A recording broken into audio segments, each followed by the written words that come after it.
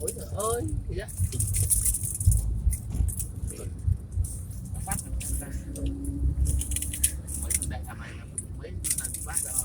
Ngon chưa? Ngon cơm chưa?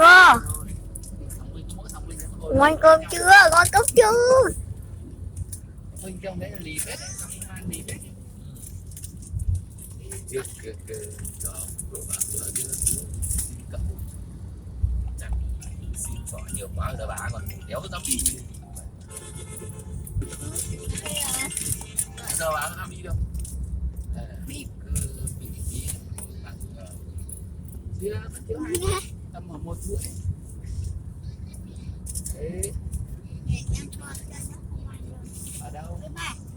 Bác thì bị bắt nhiều nhất.